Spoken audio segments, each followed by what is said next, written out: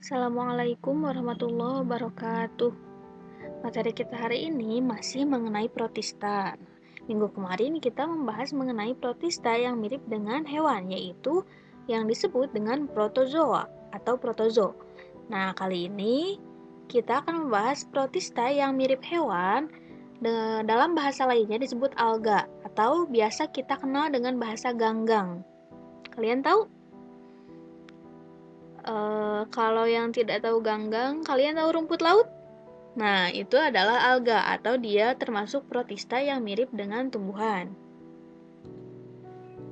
Ini ada ciri-ciri umum dari alga atau ganggang. Yang pertama, dinding sel tersusun atas selulosa.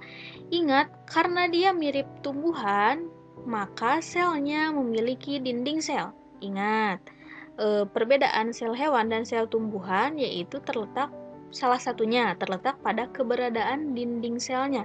Jika sel tumbuhan memiliki dinding sel, sedangkan sel hewan tidak memiliki dinding sel.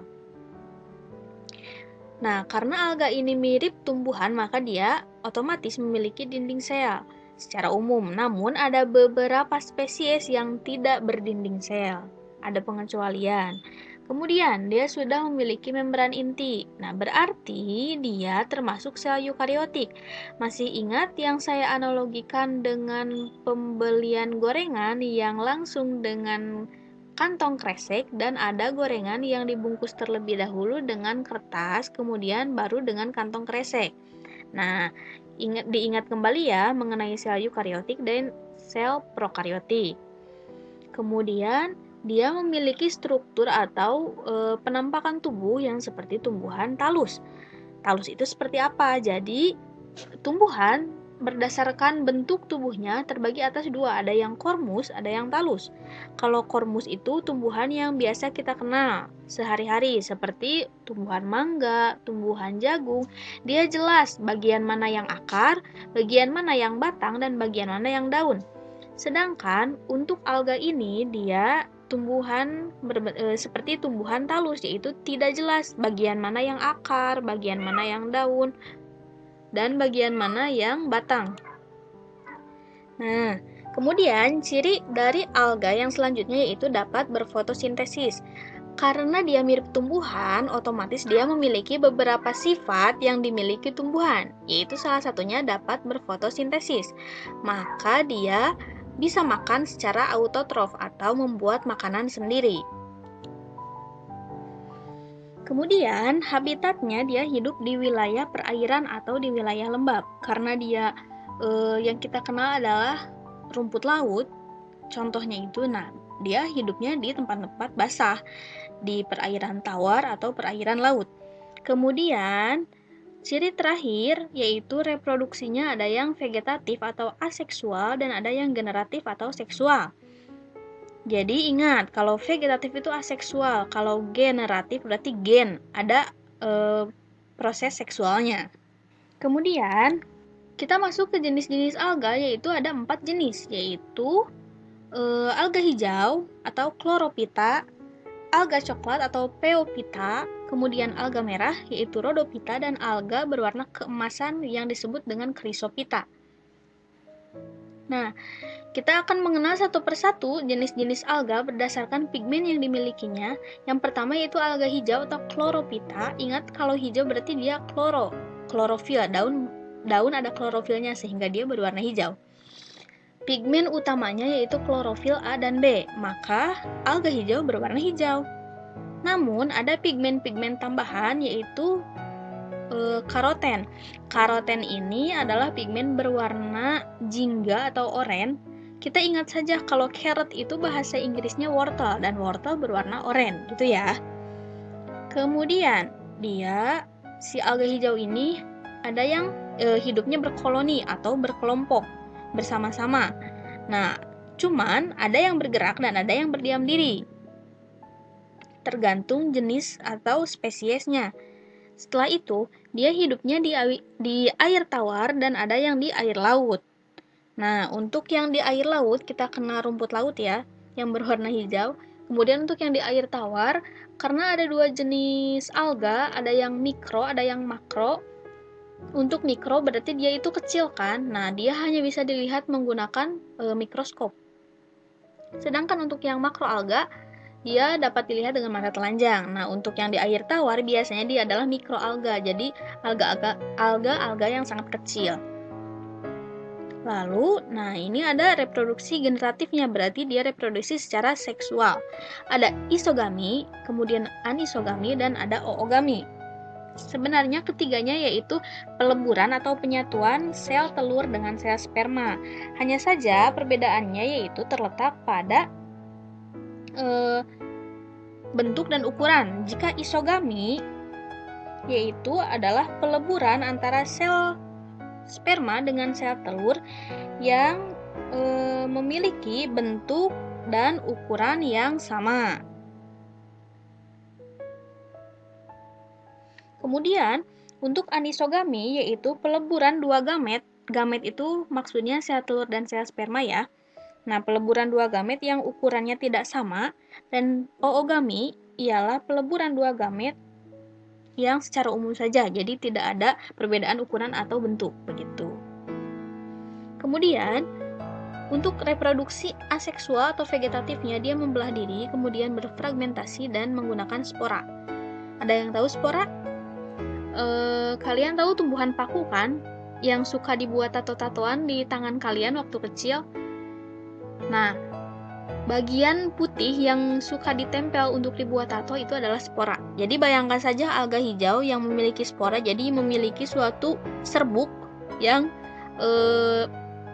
ya serbuk seperti yang warna putih di paku. Nah, dia itu berreproduksinya menggunakan si serbuk itu. Jadi dia penyatuannya di air laut atau di air tawar.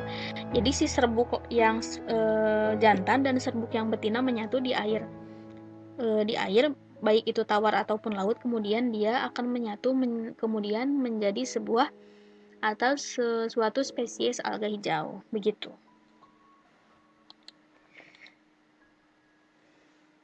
Nah, ini adalah contoh spesies Chlorophyta. Yang pertama ada Spirogyra. Untuk Spirogyra ini dia termasuk mikroalga, sehingga hanya bisa diperhatikan atau dilihat melalui mikroskop saja. Ukurannya sangat kecil ya. Dia biasanya hidupnya di air tawar.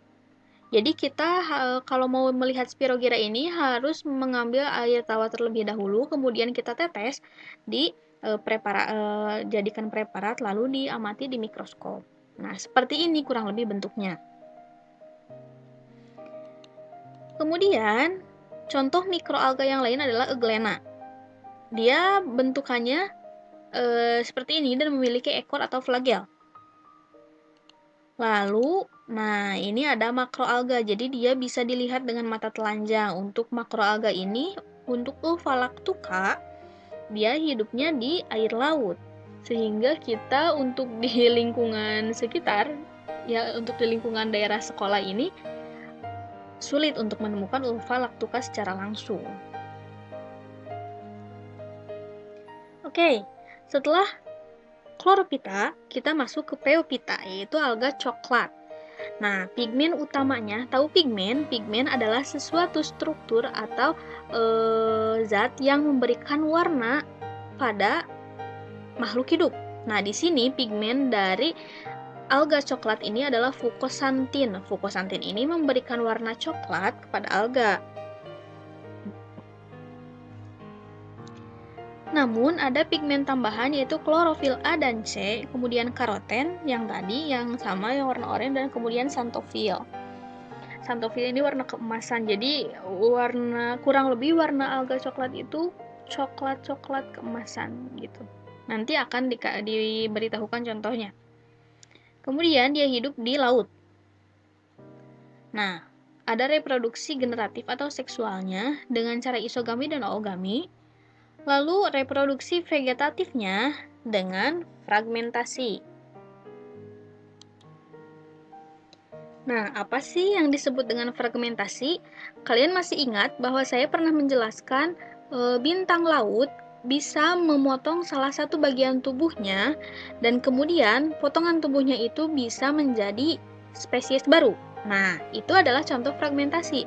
Jadi, ketika alga coklat ini atau Pheophyta ini dia patah bagian tubuhnya, nah si bagian patahannya itu bisa membentuk suatu organisme atau spesies baru. Nah, itu yang disebut dengan fragmentasi. Jadi, reproduksinya tidak usah ada proses seksual. Jadi, dia langsung secara vegetatif atau secara aseksual dapat membentuk spesies baru. Kemudian si alga coklat ini mengandung zat makanan berupa minyak dan asam alginat. Dan fase reproduksinya itu mengalami fase gametofit dan sporofit. Jadi ada fase musim kawin dan ada musim tak kawinnya, kurang lebih ya seperti itu. Untuk contoh-contohnya, ini makroalga, dia ukurannya besar, itu ukuran di tangan manusia ya sebesar itu ya.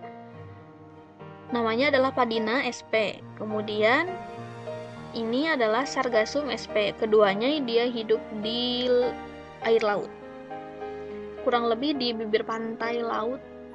Ya, seperti itu. Untuk Sargassum, karena itu kan ada bulatan-bulatan itu, dia adalah mengandung udara, jadi bisa mengapung di air laut. Makanya dia hidupnya agak ke pantai, tidak di kedalaman, karena ada kantong-kantong udaranya yang banyak, jadi dia bisa mengapung gitu. Oke, alga selanjutnya yaitu adalah Rhodophyta atau alga merah. Pigmen utamanya adalah phycoerythrin. Ingat, kalau bingung pigmennya itu apa ya, kalau Rhodophyta ingat saja sel darah merah di manusia adalah eritrosit. Maka pigmen di alga merah juga erit. Jadi phycoerythrin, erit itu adalah merah. Kemudian ada pigmen-pigmen tambahan seperti yang sebelumnya, ada klorofil A dan D. Kemudian ada karoten dan ada phycocyanin. Lalu dia mampu menimbun kalsium karbonat. Apa sih kalsium karbonat ini? Kalsium karbonat adalah suatu zat yang mampu membuat pemiliknya menjadi keras. Gimana maksudnya? Misalnya gini, kalian tahu kerang kan? Nah, cangkang kerang dia mengandung kalsium karbonat sehingga cangkangnya keras, begitu. Nah, kurang lebih alga merah juga seperti ini. Jadi dia karena mengandung atau menimbun kalsium karbonat atau CaCO3, maka dia strukturnya agak keras gitu. Bisa dipahami ya? Nah, dia hidup di 90 meter bawah permukaan laut. Jadi di kedalaman 90 meter otomatis dia kurang menerima cahaya matahari. Nah, ada proses reproduksinya yaitu vegetatif. Dia menggunakan spora dan mengalami pergiliran keturunan. Seperti tadi ada fase gametofit, ada fase sporofit. Nah, ini adalah contohnya. Ini makroalga ya. Namanya Rhodymenia sp. Dia hidupnya di laut di 90 meter di bawah permukaan laut. Kemudian ada Laurentia sp. Nah, dapat dilihat bahwa berdasarkan gambar terlihat memang kita tidak mengamati langsung, jadi sulit ya untuk membayangkan, tapi berdasarkan gambar bahwa dia itu strukturnya tebal, jadi dia agak keras karena dia mengandung karbonat yang tadi. Oke, ini adalah jenis alga yang terakhir, yaitu alga berwarna keemasan atau Chrysophyta. Hampir mirip-mirip dengan yang Pheophyta ya, yang coklat, cuman dia mungkin warnanya lebih ke terang karena pigmen utamanya adalah xanthophyll. Kemudian zat makanan utamanya yaitu lemak dan pati. Dia dapat hidup di air tawar dan air laut.